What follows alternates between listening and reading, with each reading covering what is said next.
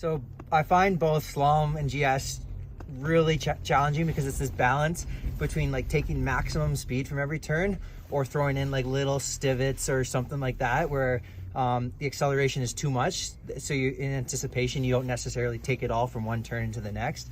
And so when you have slalom and GS that's set so closely together and you're taking speed from each turn like this, it's really about finding that balance where you can pull the string, take as much speed as you can, but you're still gonna be able to move over the ski and take it into the next turn or not having a big implosion or mistake.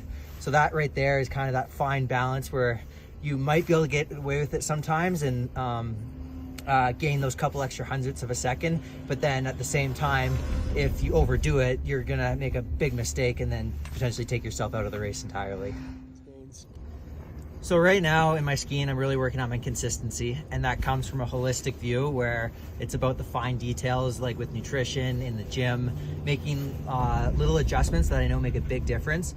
On the slope, technically, that's really about finding myself grounded between the turns, because if I can take the speed and remain connected to the snow, that means there's less chance for error and also a higher ability to link and take the speed between the turns. So really it's like those final details, it feels like that need to come into place for hopefully I can find the podium and my best skiing out there.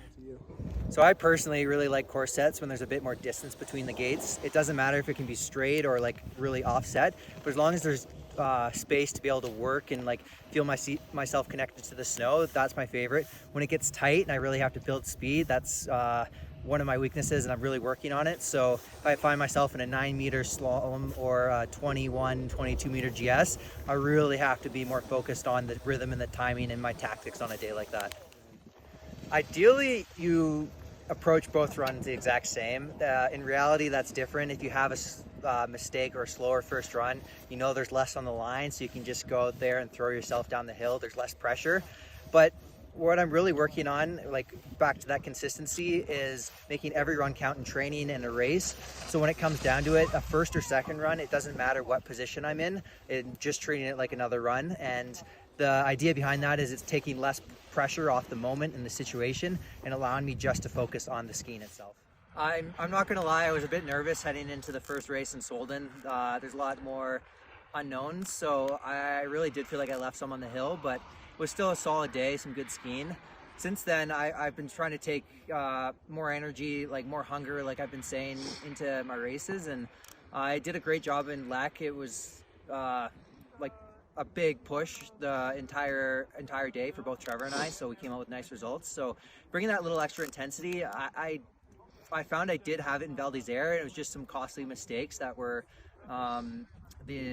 the result of putting me back in places more than anything. So I do feel like I'm at a better spot and really just trying to take that hunger, that energy, that motivation into every race and believing that I can be amongst the best. The pros and cons to being a small team is, I think one of the big pros is that we can really individualize the training programs. Instead of having to worry about like 6 or 7 guys, what they need on any day, we can focus on the needs of the 2 guys. Definitely the cons are, I think, because it's a small team, it's also a small staff. So we end up getting spread pretty thin at times, and I think everybody has to work a little bit harder just to make sure that we're covering all our bases. The biggest difference I've found, and it kind of applies to everything, is I have to have more like internal drive and motivation to do anything. Like I can't rely on my teammates to do a dry land session, or Trevor's really fast, or like one of the young guys is pushing in training.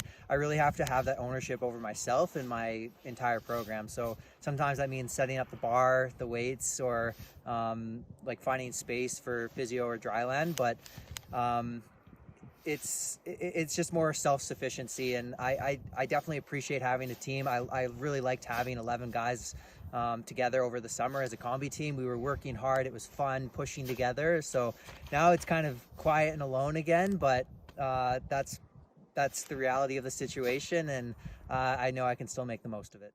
I think the details that are bringing consistency to Erik skiing this season are, one, that we've had really good prep.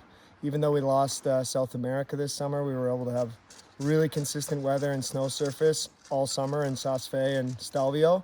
And then moving into the fall, we've had really good prep in Schnastal in Solden, and now again in Felders, and I think that's really helped him, as well as I think he's really happy with the service and the ski man he's working with this year and the way the skis are working.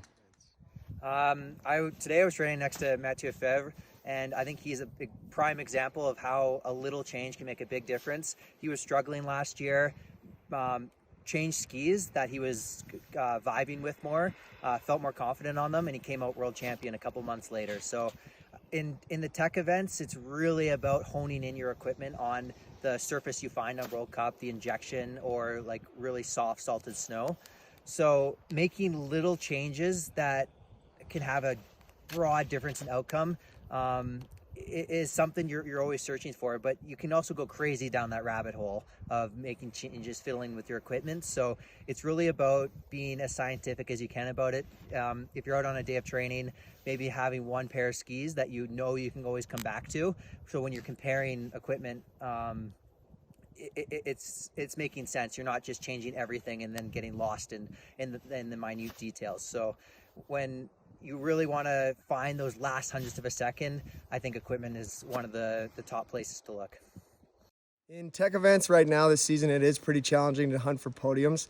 I think on the men's field in both slalom and GS, it's really tight. So for both our guys right now, the focus has been to ski as hard as they can and as clean as they can. And I think if they can put that together and have their best runs on any given day, then we'll definitely be in the hunt for a podium.